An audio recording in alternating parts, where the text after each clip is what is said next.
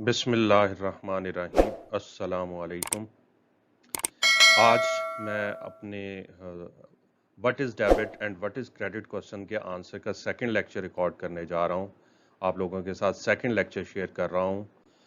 देखें, accounting students जब accounting start करते हैं तो सबसे जो पहले क्वेश्चन उनके माइंड में अराइज होता है, जिससे उनकी कन्फ्यूजन स्टार्ट होती है, वो यही है, what is debit and what is credit. तो इसके लिए मैंने अपने लेक्चर को 2 पार्ट्स में डिवाइड किया था। फर्स्ट पार्ट मैंने आप ऑलरेडी अपलोड कर दिया हुआ है, वो अवेलेबल है चैनल पे। अब मैं सेकंड पार्ट आपको प्रोवाइड करने जा रहा हूँ। तो अगर किसी ने वो फर्स्ट पार्ट नहीं देखा तो वो मैं डिस्क्रिप्शन बॉक्स में उसका लिंक दे दूंगा, तो वो आप देख सकते हैं। उसको देखने के बाद अगर आप इस पे आएंगे तो आपको ज़्यादा क्लियर कॉन्सेप्ट होगा, और आपका ये जो प्रॉब्लम है, जो अकाउंटिंग स्टूडेंट के साथ कंटिन्यूसली चलता जाता है जब तक ये क्लियर नहीं होता कि what is debit and credit, तो वो आपका क्वेश्चन, इस क्वेश्चन का आंसर एटलीस्ट आपको मिल जाएगा।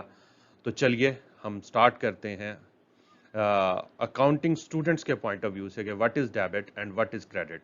प्रीवियस लेक्चर फॉर लेमैन, कि जब एक टोटली न्यू पर्सन है जिसने कभी अकाउंट्स नहीं पढ़ी, कोई अकाउंटिंग टर्म्स की डेफिनेशंस उसको नहीं पता, तो उसको डेबिट एंड क्रेडिट अगर हम एक्सप्लेन करना चाहें तो वो कैसे करेंगे, वो था उस लेक्चर में। और अब हम एक प्रॉपर अकाउंटिंग स्टूडेंट है जिसने अकाउंटिंग स्टार्ट कर दिया पढ़ना, उसको बेसिक टर्म्स और टर्मिनोलॉजीज आ गई हैं, और अब ही और she wants to know the concept of debit and credit. तो उसके लिए यह लेक्चर काफ़ी इंपॉर्टेंट है। तो चलिए हम स्टार्ट करते हैं इसको। इसको मतलब उस क्वेश्चन के आंसर को समझने के लिए सबसे पहले आपको अकाउंट्स की डेफिनेशन देखना होगी। ये अकाउंटिंग नहीं है, ये वर्ड अकाउंट है। अकाउंट्स इसको मैंने लिखा हुआ, तो ये अकाउंट है कि जो हम कहेंगे कि जनाब ये account, this account, that account, तो ये वो वाला अकाउंट है। अकाउंट बेसिकली है क्या? अकाउंट एक रिकॉर्ड है, record use to keep financial transactions by the book keeper और अकाउंटेंट, कि जितनी भी फाइनेंशियल ट्रांजैक्शंस हैं उनको रिकॉर्ड करने के लिए, उनको मेंटेन करने के लिए जो रिकॉर्ड्स यूज किए जाते हैं उन्हें अकाउंट्स कहते हैं। यानी जिस एक स्पेसिफिक सेटअप में उनको लिखा जाता है, तो उनको हम अकाउंट कहते हैं। मतलब अगर अब मैं इसकी आपको एग्जांपल समझाता हूं कि if you want to record the assets, तो हम कहेंगे कि हम एसेट अकाउंट बनाएंगे। If you want to record the expenses, हम कहेंगे हम एक्सपेंसेस अकाउंट बनाएंगे। If you want to record the income, हम कहेंगे कि इनकम अकाउंट में रिकॉर्ड होंगी। मतलब ये अकाउंट का वर्ड उनके साथ लग जाएगा। ये स्पेसिफिक आप कह ले कि रिकॉर्डिंग पैटर्न है, स्टाइल है, या रिकॉर्ड है जिसके अंदर हम वो डिफरेंट फाइनेंशियल ट्रांजैक्शंस रिकॉर्ड करेंगे। अब वो कौन कौन से अकाउंट्स होते हैं, ये मैंने आपको डेफिनेशंस बता दी हुई हैं पहले।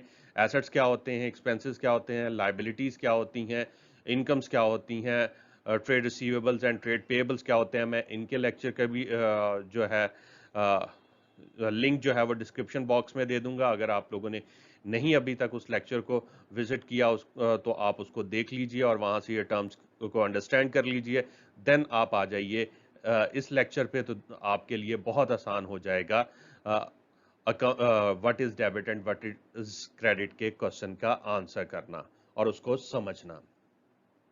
देखें, जितनी भी आइटम अकाउंट्स में होते हैं, यानी अकाउंटिंग रिकॉर्ड्स में जितने भी आइटम इस्तेमाल होते हैं, सब के लिए एक सेपरेट अकाउंट बनाया जाता है। यानी ये रिकॉर्ड अकाउंट जिसको मैं कह रहा हूँ, हर आइटम के लिए सेपरेट होगा। मतलब कोई एसेट है उसके लिए अलग से होगा, जैसे प्लांट है, मशीनरी है, उसके लिए एक सेपरेट अकाउंट होगा। इसी तरह एक्सपेंसेस है, रेंट एक एक्सपेंस होता है, उसके लिए अलग से अकाउंट होगा। वेजेस एक एक्सपेंस होता है, उसके लिए एक अलग से अकाउंट होगा। मतलब हर चीज़ के लिए अलग अलग अकाउंट बनते हैं। बट यहाँ हम डेबिट एंड क्रेडिट को समझने के लिए इनकी जनरल टर्म्स में लेके चलेंगे। Assets, liabilities, expense, incomes and equity वगैरह। तो अभी हम चलते हैं, फिर आपको आगे चल के समझ आएगी कि मैं क्या कहना चाह रहा था। ये जितने भी हेड्स हैं, इनको हम दो कैटेगरीज में डिवाइड कर देते हैं। One is debit nature and second is credit nature. Debit nature में आपके पास आ जाते हैं assets, expenses, drawings, return inward and trade receivables. यानी ये जो अकाउंट्स होते हैं, यानी एसेट्स हो गए, एक्सपेंसेस हो गए, ड्राइंग्स हो गई, रिटर्न इनवर्ड्स हो गए, ट्रेड रिसीवेबल्स हो गया, ये डेबिट नेचर अकाउंट्स होते हैं। और क्रेडिट नेचर अकाउंट्स में आ जाते हैं आपके पास लायबिलिटीज, इनकम्स, कैपिटल यानी equity, return outward and trade receivables. मैं आपको फिर बता दूं, टू नेचर्स के अकाउंट्स होते हैं। ये जितने भी हमारे हेड्स हैं हम इनको टू नेचर्स में डिवाइड कर देते हैं। One is debit and other is credit nature. Debit nature accounts वो होते हैं जिनमें आ जाते हैं आपके assets, expenses, drawings, return inward and trade receivables. और क्रेडिट नेचर अकाउंट वो होते हैं जिनमें आ जाते हैं आपकी लायबिलिटीज, इनकम्स, कैपिटल यानी इक्विटी, पुराना वर्ड इसके लिए कैपिटल यूज होता है और करंटली इसको इक्विटी कहते हैं, return outward and trade payables. तो ये आपको अगर इसमें से किसी टर्म की डेफिनेशन नहीं याद तो आप मेरा वो वाला लेक्चर मैं जो डिस्क्रिप्शन बॉक्स में आपको कहा कि मैं दे दूंगा, तो उससे आप इनकी पहले डेफिनेशंस देख लें, फिर आपको ज्यादा क्लियर हो जाएंगी ये चीजें। अब जो डेबिट नेचर अकाउंट्स हैं उनका मतलब क्या है कि these are the debit nature accounts. Debit nature accounts होने का मतलब यह है कि अगर ये इंक्रीज होंगे तो ये डेबिट होंगे, और अगर इनमें डिक्रीज होगा तो ये क्रेडिट होगा। मींस कि किसी ट्रांजैक्शन की वजह से आपके एसेट्स इंक्रीज हो रहे हैं तो हम कहेंगे कि एसेट्स डेबिट होंगे, और किसी ट्रांजैक्शन की वजह से अगर आपके एसेट्स डिक्रीज हो रहे हैं तो हम कहेंगे कि क्रेडिट होंगे। इसी तरह एक्सपेंसेस अगर इंक्रीज हो रहे हैं तो डेबिट होंगे, अगर ड्राइंग्स आप इंक्रीज हो रही हैं तो डेबिट होंगी, रिटर्न इनवर्ड्स इंक्रीज हो रही हैं तो डेबिट होंगी, ट्रेड रिसीवेबल्स इंक्रीज हो रहे हैं तो डेबिट होंगे, और सिमिलरली अगर ये डिक्रीज हो रहे हैं तो क्रेडिट होंगे। अब आ जाए credit nature accounts. Credit nature accounts अगर इंक्रीज होंगे तो वो क्रेडिट होंगे, मतलब किसी ट्रांजैक्शंस की वजह से आपकी लायबिलिटी बढ़ गई, ठीक है, इंक्रीज हो गई तो वो क्रेडिट होगी, और किसी ट्रांजैक्शन की वजह से आपकी लायबिलिटी कम हो गई, डिक्रीज हो गई, तो वो डेबिट हो जाएगी। ठीक है। Similarly expense, incomes, equity, return outward and trade payables, अगर ट्रांजैक्शंस की वजह से इनमें हमने इंक्रीज हुआ तो ये क्रेडिट हो जाएंगे, और अगर डिक्रीज हुआ तो ये डेबिट हो जाएंगे। अब मैं आपको इसकी आगे एग्जांपल्स भी देता हूं, वन बाय वन हम एग्जांपल देखेंगे। तो मैं दोबारा आपके लिए रिपीट कर देता हूं कि क्रेडिट नेचर अकाउंट्स अगर हमने किसी ट्रांजैक्शन की वजह से इन्हें इंक्रीज करना है तो ये क्रेडिट होंगे, और अगर इनको डिक्रीज करना है तो ये डेबिट होंगे। और डेबिट नेचर अकाउंट्स को अगर हमने इंक्रीज करना है किसी ट्रांजैक्शन की वजह से तो ये डेबिट होंगे, और डिक्रीज करना है तो क्रेडिट होंगे। मतलब दोनों एक दूसरे के अपोजिट होंगे, कि डेबिट नेचर अकाउंट इंक्रीज होंगे तो डेबिट होंगे, क्रेडिट नेचर अकाउंट्स इंक्रीज होंगे तो क्रेडिट होंगे। डेबिट नेचर अकाउंट्स अगर डिक्रीज होंगे तो क्रेडिट होंगे, क्रेडिट नेचर अकाउंट्स अगर डिक्रीज होंगे तो डेबिट होंगे। यानी डिक्रीज होंगे तो ये अपनी नेचर के अपोजिट बिहेव करेंगे, और अगर इंक्रीज करना होगा इनको तो ये अपनी नेचर के अकॉर्डिंग बिहेव करेंगे। जो डेबिट नेचर है वो इंक्रीज के लिए डेबिट होगा, जो क्रेडिट नेचर है वो इंक्रीज के लिए क्रेडिट होगा। सिमिलरली जो डेबिट नेचर अकाउंट है वो डिक्रीज के लिए अपनी नेचर के अपोजिट बिहेव करता है, मतलब वो डिक्रीज के लिए डेबिट नेचर अकाउंट क्रेडिट होगा, और डिक्रीज के लिए क्रेडिट नेचर अकाउंट जो है वो डेबिट होगा। चलें अब हम एग्जाम्पल की तरफ चलते हैं। Taking first example, bought plant and paid cash. I am taking same examples which was discussed which were discussed in previous lecture of debit and credit। यानी first part of debit and credit में जो examples मैंने discuss की थी वही examples मैं यहाँ पे पिक कर रहा हूँ, बट एक्सप्लेनेशन वहां पे उसके अकॉर्डिंग थी और यहाँ पे इस कॉन्सेप्ट के अकॉर्डिंग है। bought plant and paid cash। bought plant, purchases of plant, plant is an asset, due to this transaction asset is going to increase। We bought the plant according to business point of view। मैंने आपको कहा था कि business के point of view से आपने सोचना है। बिजनेस ने प्लांट बाय किया तो उसका ये एसेट्स इंक्रीज हो गया। जब एसेट्स इंक्रीज होते हैं तो वो क्या होते हैं? Debit. Increase in asset should be debit. On the other hand paid cash, paid cash, cash is also an asset. I have told you कि कैश जो होता है वो बिजनेस का एसेट होता है। तो in this case business paid the cash, और कैश एक एसेट है और एसेट में डिक्रीज हो गया क्योंकि आपने पे कर दिया, आपका एसेट कम हो गया। तो डिक्रीज इन एसेट क्या होगा? क्रेडिट। दोबारा सुन ले, bought plant increase in asset वो डेबिट हो गया, और पेड कैश से आपका एसेट डिक्रीज हुआ तो वो क्रेडिट हो गया। और यहां से मैं आपको एक चीज और रिमाइंड करवा दूं जो मैंने प्रीवियस लेक्चर में भी बताई थी, कि इससे आपको ये भी ज़हन में रखना है ड्यूअलिटी कॉन्सेप्ट जो है अकाउंटिंग का, कि every transaction have to effect, one is two effects, one is. तो इन दिस केस प्लांट जो हमने बाय किया वो इंक्रीज हुआ, उसकी वजह से वो डेबिट हो गया, और ऑन दी अदर हैंड हमने एसेट जो कैश था, कैश इज एन एसेट, तो वो डिक्रीज हुआ और वो क्रेडिट हो गया। मींस के एक चीज डेबिट हो गई है और दूसरी चीज क्रेडिट हो गई, मतलब एक अकाउंट डेबिट हो गया और दूसरा अकाउंट क्रेडिट हो गया। Example number 2, bought goods by cheque. Bought goods by cheque, purchases of goods, आपके पास एसेट्स आए हैं, ठीक है, आपने एसेट्स बाय किए हैं, तो परचेजेस ऑफ गुड्स एसेट्स हैं, और एसेट्स आने की वजह से इंक्रीज इन एसेट्स हुआ है। इंक्रीज इन एसेट्स क्या होते हैं? डेबिट। मैंने अभी आपको बताया इंक्रीज इन एसेट डेबिट होंगे। Bought goods, purchases of goods, assets increase हो गया, इंक्रीज हुए तो डेबिट हो गया। On the other hand paid by cheque. Cheque means, cheque का जहां पे भी वर्ड यूज होगा तो उससे आपने समझना है कि बिजनेस बैंक अकाउंट। तो पेड बाय चेक, तो decrease in business bank account, यानी बिजनेस के बैंक में जितने पैसे थे वो डिक्रीज हो गए, और बैंक अकाउंट जो होता है वो एसेट होता है। तो एसेट जब डिक्रीज होगा तो वो क्या होगा? क्रेडिट। सिमिलरली सेम कि कैश डिक्रीज हुआ था वो क्रेडिट हुआ, यहाँ पे बैंक डिक्रीज हो गया, मतलब आपका बैंक अकाउंट में जो बैलेंस था वो डिक्रीज हो गया, तो एक और एसेट आपका डिक्रीज हो गया, क्रेडिट हो गया। तो इस ट्रांजैक्शन में भी आप देखें कि एक साइड पे एक एसेट इंक्रीज हो रहा है जिसकी वजह से वो डेबिट हो रहा है, और on the other hand second asset जो है वो डिक्रीज हो रहा है और वो क्रेडिट हो रहा है। Move to third trans example, paid wages in cash. Paid wages, wages are expenses, wages are expenses, और जब हम वेजेस पे करेंगे तो मींस हमारे एक्सपेंसेस बढ़ रहे हैं, ठीक है, इंक्रीज इन एक्सपेंसेस है, वही पेड वेजेस, हमारे एक्सपेंसेस हैं वो राइज कर गए। एक्सपेंसेस जब इंक्रीज होते हैं, इंक्रीज इन एक्सपेंसेस, एक्सपेंसेस भी बाय नेचर डेबिट है, तो इंक्रीज इन एक्सपेंसेस वो भी डेबिट होगा। On the other hand cash is an asset, और हमने कैश से वेजेस पे किए हैं जिससे हमारा डिक्रीज इन कैश हुआ, डिक्रीज इन एसेट हुआ, डिक्रीज इन एसेट जो होगा वो क्रेडिट होगा।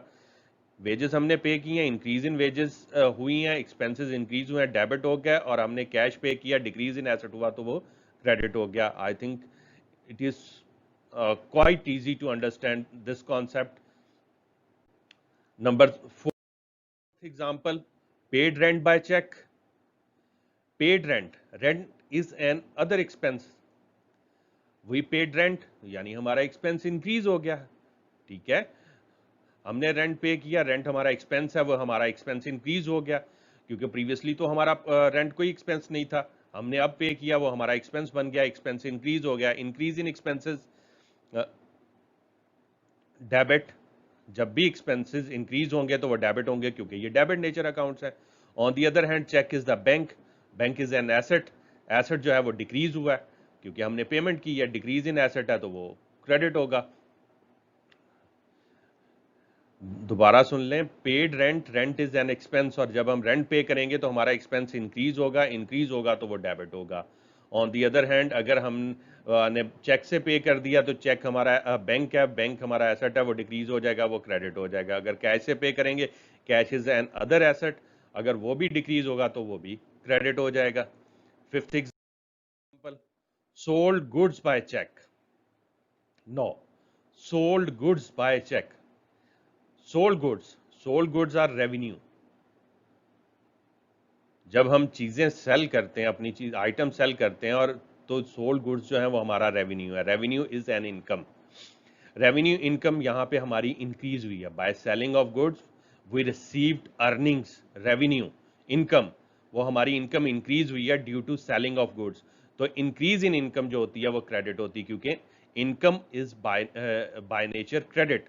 ये जो हमने डेबिट और क्रेडिट के कॉलम्स बनाए थे ना, वो देखा था हमने कि ये डेबिट आइटम्स हैं, ये क्रेडिट आइटम्स हैं, तो उनमें इनकम जो है हमारी वो क्रेडिट लिस्ट में थी, यानी क्रेडिट नेचर अकाउंट्स में थी, तो इनकम जब इंक्रीज होगी तो वो क्रेडिट होगी।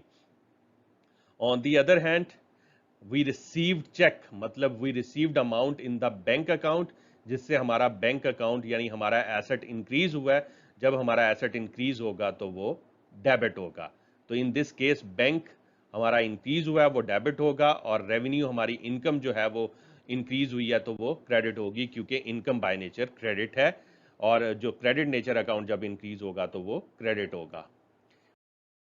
To the next example number 6, sold goods on credit to Ariba. Sold goods on credit to Ariba. ये और प्रीवियस एग्जांपल तकरीबन सिमिलर है, बस फ़र्क ये है कि वहाँ पे हमने चेक रिसीव किया था, यहाँ हमने क्रेडिट पे सेल किया है, उधार पे सेल किया है अरीबा को। तो sold goods are incomes, due to selling of goods we receive revenue, income. Income increase होगी तो वो क्रेडिट होगी, क्योंकि हमने चीज़ें सेल की हैं, उससे हमारी इनकम इंक्रीज हुई है, वो क्रेडिट हो गई। On the other hand Areeba is becoming the trade receivable, क्योंकि अरीबा हमारी क्रेडिट कस्टमर होगी, हमने उसे चीज़ें उधार पे बेची हैं, वो हमारी ट्रेड रिसीवेबल बन गई है। तो trade receivables are our assets. जब ट्रेड रिसीवेबल्स हमारे एसेट्स हैं, और इन दिस केस हमारे ट्रेड रिसीवेबल्स इंक्रीज हो रहे हैं, क्योंकि अब हमने अरीबा से उतनी अमाउंट और रिसीव करनी है, ट्रेड रिसीवेबल जिनसे हमने अमाउंट लेनी होती है, तो ये हमारे एसेट इंक्रीज हो रहे हैं इन दिस केस, क्योंकि हमने अरीबा से अमाउंट रिसीव करनी है, हमारे ट्रेड रिसीवेबल्स बढ़ गए हैं। इंक्रीज इन एसेट्स, तो increase in asset should be debit. फिर मैं रिपीट कर दूं, क्योंकि एक्सप्लेनेशन में चीज़ें थोड़ा कंफ्यूज हो जाती हैं, मैं दोबारा बता दूं। Sold goods increase in income, income increase होगी तो credit. On the other hand हमने ये चीज़ें सेल की थी क्रेडिट पे अरीबा को, तो जिसकी वजह से अरीबा हमारी क्रेडिट कस्टमर बनी, क्रेडिट कस्टमर हमारे ट्रेड रिसीवेबल्स होते हैं, वो इंक्रीज हुए क्योंकि हमने उन्हें उधार पे चीज़ें सेल की हैं, अब हमने उनसे ज़्यादा अमाउंट रिसीव करनी है, तो इंक्रीज इन ट्रेड रिसीवेबल जो होगा वो डेबिट होगा, क्योंकि एसेट है ट्रेड रिसीवेबल, जब वो इंक्रीज होंगे तो वो डेबिट होंगे। Next example, example number 7, owner invested into the business by check.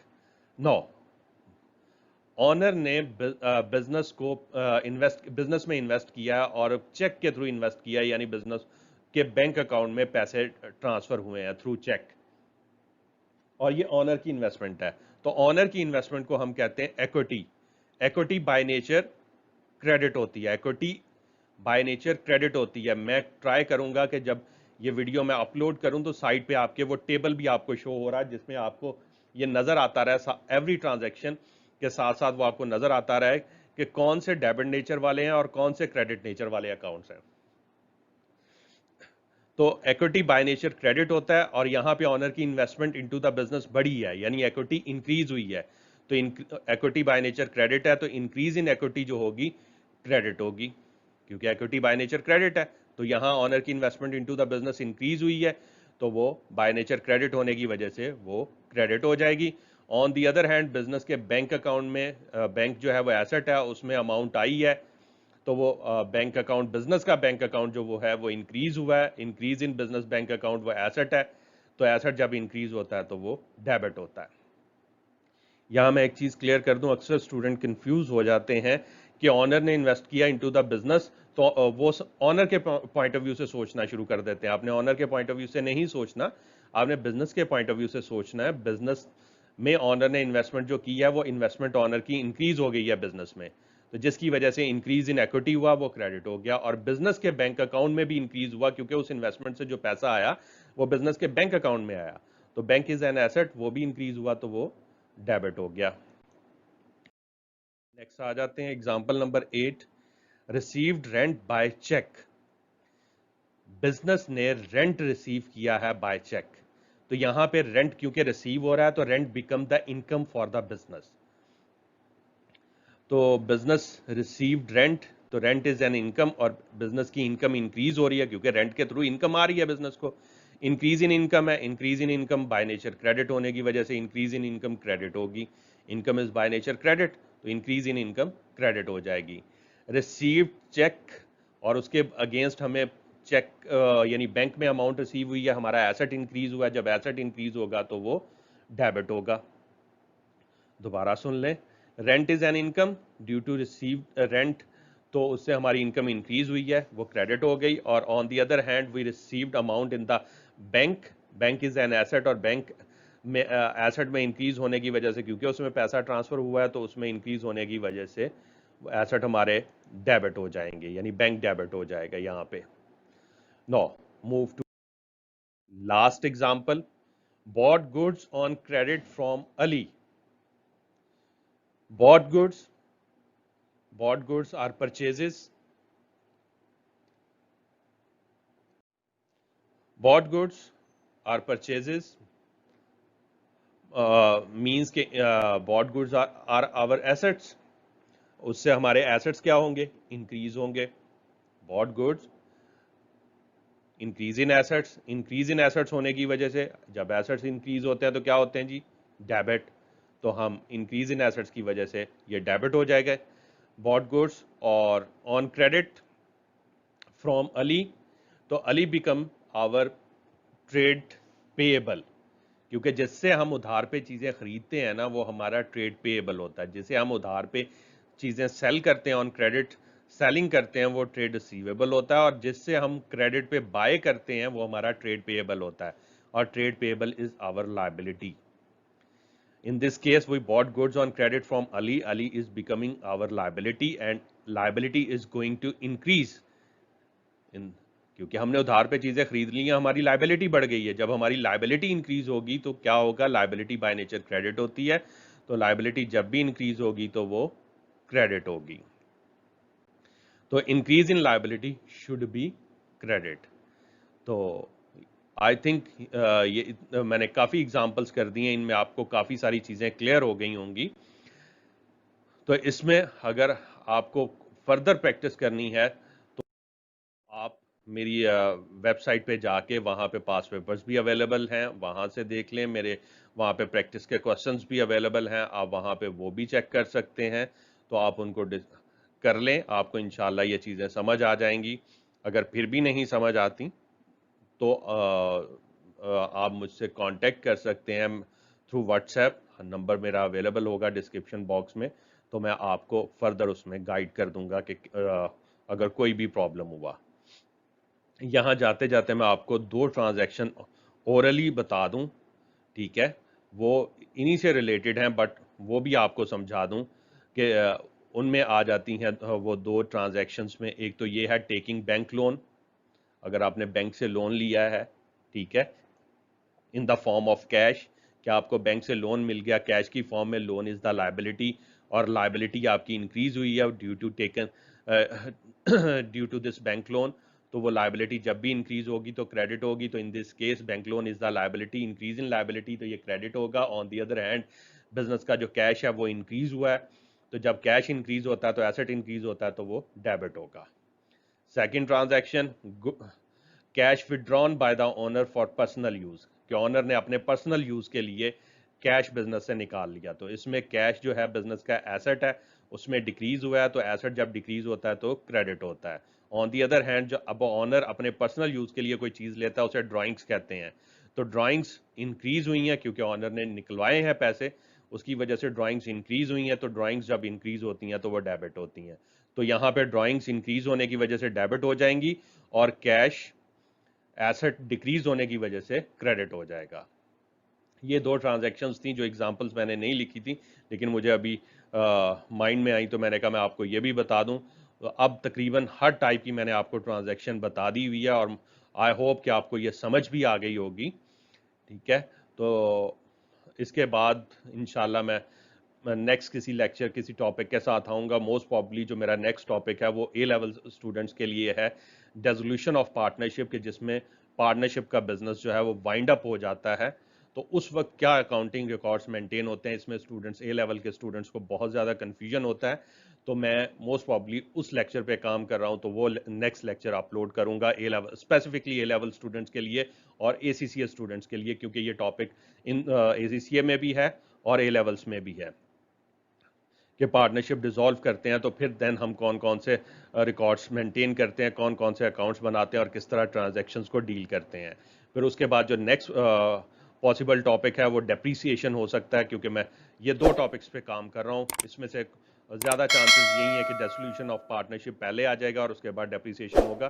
तो इंशाल्लाह फिर इन लेक्चर्स के साथ मैं फिर आपकी खिदमत में हाजिर हूँगा। तब तक मुझे इजाज़त दीजिए, दुआओं में याद रखिएगा। तब तक के लिए अल्लाह हाफिज़।